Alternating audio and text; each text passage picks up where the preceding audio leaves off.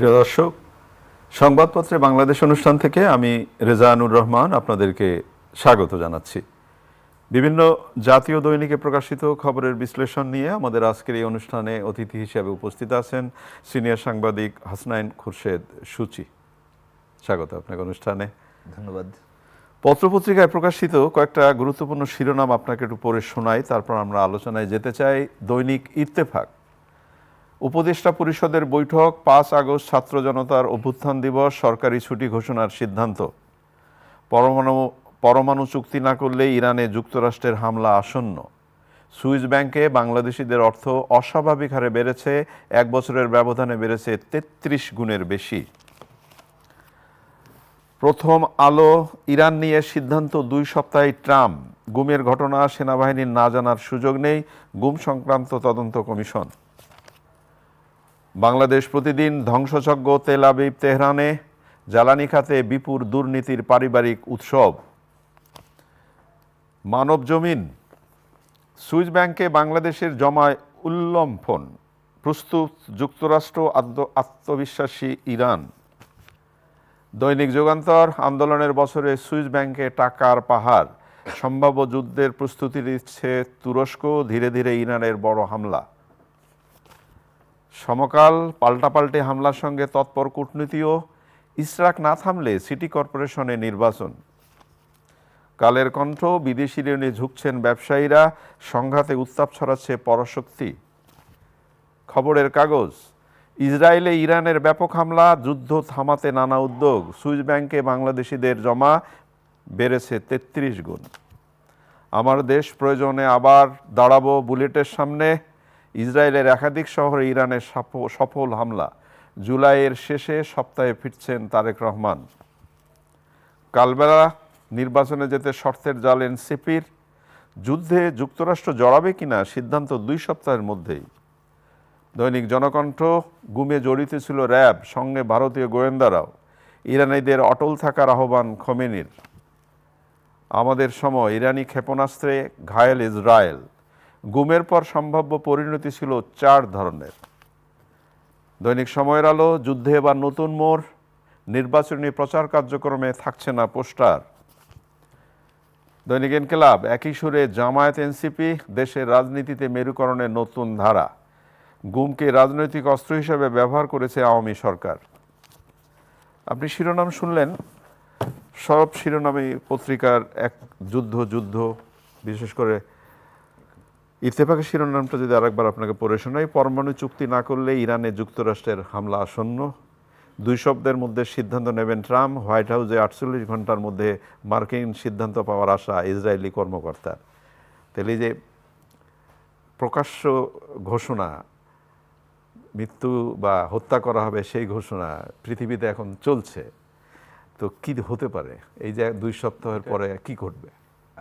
President ট্রাম্পের 2 সপ্তাহের উপরে আসলে আমাদের আস্থা নেই, কারণ তিনি যেটা বলেন আর যেটা করেন তার মধ্যে মিল থাকে না। এটা এক ধরনের আরেকটা মানে ইরানকে বিভ্রান্ত করার চেষ্টা কিনা আমি যাই না, যে 2 সপ্তাহের কথা বলে হয়তো দেখা গেল যে 2 দিন পরেই অ্যাটাক করে বসলো, এমনও হতে পারে। আবার এমনও হতে পারে যে 2 সপ্তাহের মধ্যে নরমাল হয়ে যেতে পারে, এর মধ্যে পরিস্থিতি স্বাভাবিক হয়ে আসলো। সেটাও আমরা আশা করি যে যুদ্ধ আর বিস্তৃত হবে না, কারণ এরই মধ্যে যে ব্যাপক হামলা পাল্টা হামলা হচ্ছে, ক্ষেপণাস্ত্র হামলা, এবং তাতে যে ভয়ঙ্কর রকমের ক্ষতি হয়েছে, এত মানুষ মারা গেছে, মানে আমরা ঠিক জানি না আসলে কত মানুষ মারা গেছে, কিন্তু কারণ দুদিক থেকেই এক ধরনের সেন্সরশিপ, খুব কঠোর সেন্সরশিপ মেনটেন করছে। স্পেশালি ইসরায়েলের দিকে তো অসম্ভব রকম কঠোর সেন্সরশিপ, যে কোনো ধরনের স্থিরচিত্র, ভিডিও চিত্র যাতে কোথাও কেউ প্রকাশ না করে, সেটা ইসরায়েল দারুণভাবে কন্ট্রোল করছে এবং সেন্সর করছে। তো সেই কারণে ইসরায়েলে আসলে ক্ষয়ক্ষতি কতটা হয়েছে সেটা বোঝা কঠিন, কিন্তু ধ্বংসযজ্ঞ যা হচ্ছে সেটার অনেক চিত্র বেরিয়ে এসছে। তাতে অজস্র ভবন বিধ্বস্ত হয়েছে, সেরকম জিনিস আমরা দেখছি, এবং বিভিন্ন মিডিয়াতেও আমরা, আন্তর্জাতিক মিডিয়াগুলোতে আমরা সেই খবর পাচ্ছি। তো আলটিমেটলি এই যুদ্ধ যদি আরও বিস্তৃত হয়, যদি আমেরিকা জড়িয়ে পড়ে, এটা আসলে ভয়ঙ্কর হবে। কারণ পাল্টা দিকে ইরানের পক্ষে মানে এক ধরনের অবস্থান কিন্তু চীন, রাশিয়া থেকে শুরু করে মধ্যপ্রাচ্যের অনেক দেশ, এবং অনেক মানে যেমন পাকিস্তান পারমাণবিক শক্তিধর রাষ্ট্র, তাদেরও এক ধরনের অবস্থান আছে, কিন্তু তারা কেউ যুদ্ধে জড়াবে এটা আমরা আশা করি না। একইভাবে আমেরিকা, ফ্রান্স, ইংল্যান্ড, যাদের ইসরায়েলের প্রতি মানে সবসময় আমরা সমর্থন দেখি, তারাও যুদ্ধে জড়াবে এটা আমরা আশা করি না। কারণ এই যুদ্ধটা প্রথম দিকে মনে হয়েছিল যে ইরান বোধহয় পারবে না। কারণ প্রথম রাতে যেভাবে 13 তারিখ যেভাবে ইরানের সশস্ত্র বাহিনীর প্রধান IGRC চিফ এবং অনেক গুরুত্বপূর্ণ ব্যক্তিকে 9 জন পরমাণু বিজ্ঞানী সহ এত মানুষকে হত্যা করা হলো, তখন প্রথম দিক মনে হচ্ছিল যে ইরান বোধহয় একটু বিপদে পড়ে গেল। কিন্তু যেভাবে ইরান ঘুরে দাঁড়িয়েছে, যেভাবে পাল্টা হামলা চালাচ্ছে, তাতে কিন্তু এটা খুব সহজ হবে না।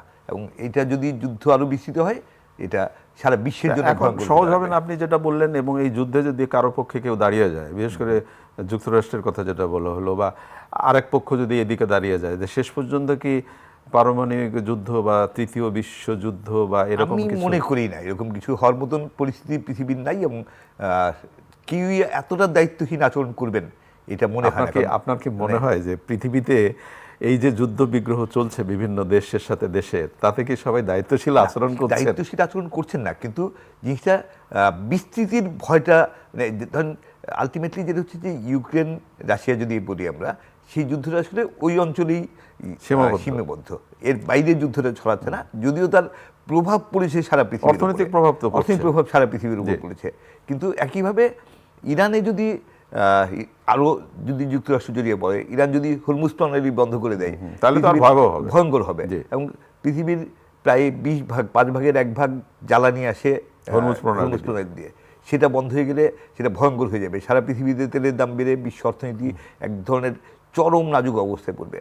তো সেই ধরনের পরিস্থিতি কেউ চাইবে সেটা আমরা মনে করি না। আচ্ছা সুচি, একটা জিনিস জানতে চাই, যে যুক্তরাষ্ট্রের প্রতিবাদ হচ্ছে যাতে ট্রাম্প কারো পক্ষে না নিয়ে বা সেই দেশে সে যেন কারো পক্ষে না জড়ায়, তাহলে কি এই বিষয়টি ওই দেশের মানুষজন ভাবছে না নাকি? নিঃসন্দেহে ভাবছেন। এবং স্পেশালি ধরেন বার্নি স্যান্ডার্সের মতন লিডাররা খুব সোচ্চার, এবং যুক্তরাষ্ট্রের নিউ ইয়র্ক সহ বিভিন্ন শহরে বিক্ষোভ হচ্ছে। কিন্তু আলটিমেটলি যে প্রেসিডেন্ট ট্রাম্পের মতন লিডাররা এগুলো কেয়ার করেন না আসলে। তারা তাদের ইন্টারেস্টে কাজ করেন, তাদের সিদ্ধান্তে কাজ করেন, তারা যেটা ভাবেন সেটাই করবেন। কিন্তু ইভেন আপনি যদি দেখেন যে গ্যাবার্ড, যে মার্কিন গোয়েন্দা প্রধান, তিনিও বলেছেন যে ইরান পরমাণু অস্ত্র তৈরি করছিল না, এটা হচ্ছে আমেরিকার গোয়েন্দা তথ্য। কিন্তু মানে ট্রাম্প সেটা উড়িয়ে দিলেন যে মানে, এবং আলটিমেটলি গেবার্ডকে এখন আর খুব একটা ইনভলভই করা হচ্ছে না। কারণ এটা এক ধরনের পারসেপশন, অথবা এটা এক ধরনের অজুহাত। সেই অজুহাত আমরা যেমন ইরাকের ক্ষেত্রে, আমরা সাদ্দাম হোসেনের ক্ষেত্রে আমরা দেখেছিলাম যে মাস ডিস্ট্রাকশন উইপন তৈরি করছে এরকম একটা অভিযোগ করে আলটিমেটলি ইরাকে আক্রমণ করা হলো, এবং একসময় আক্রমণ করে প্রেসিডেন্ট সাদ্দামকে আটক করা হলো এবং পরে ফাঁসিতে ঝুলিয়ে হত্যা করা হলো। কিন্তু যেই অজুহাত দেখানো হয়েছিল সেই অজুহাতে কিন্তু বাস্তবতা খুঁজে পাওয়া যায়নি। ইরাকে কোনো ধরনের কোনো, এখন তো এই সময়েও তো ঘোষণা দেওয়া হচ্ছে যে খামেনি কোথায় আছেন আমরা জানি, এখনই আমরা তাকে হত্যা করব না।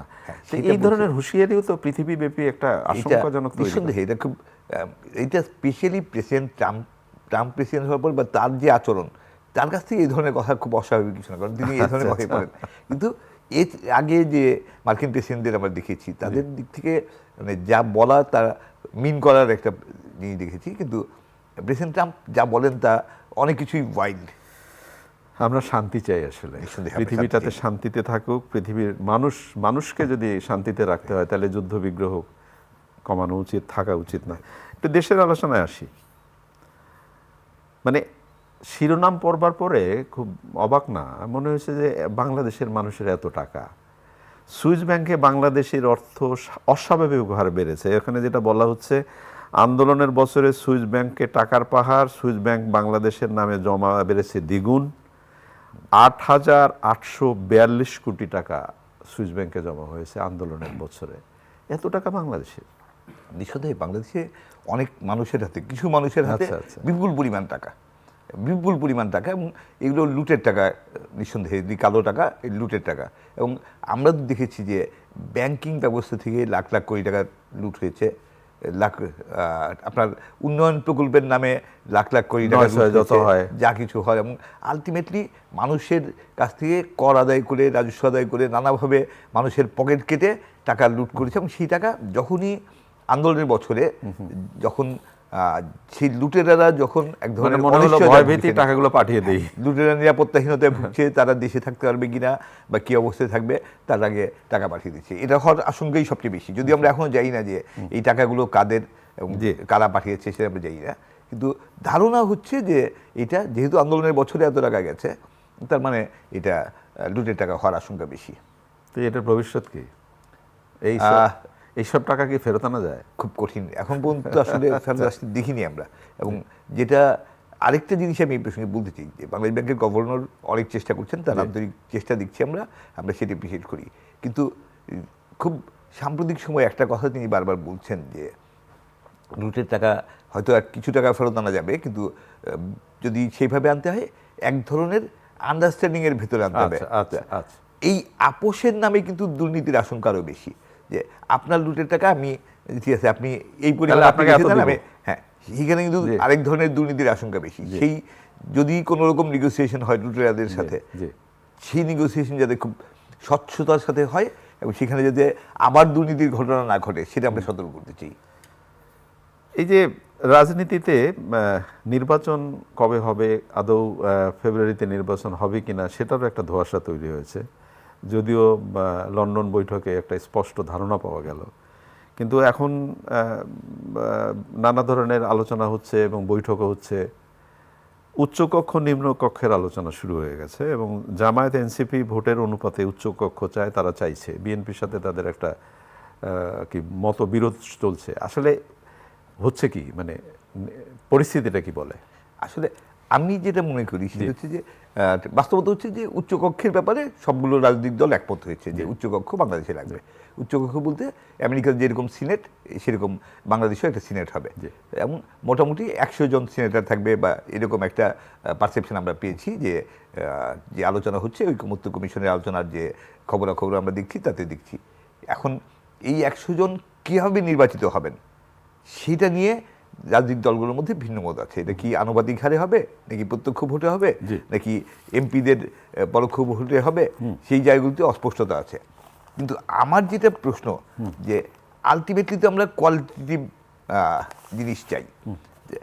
হলো সিনেট, হলো সিনেটে 100 জন সিনেটার হলেন এবং সেগুলো যদি তারা যদি সবাই দলীয় লোক হন, আবারও একই জিনিস হলো 300 আর 400, মানে একই জিনিস হলো।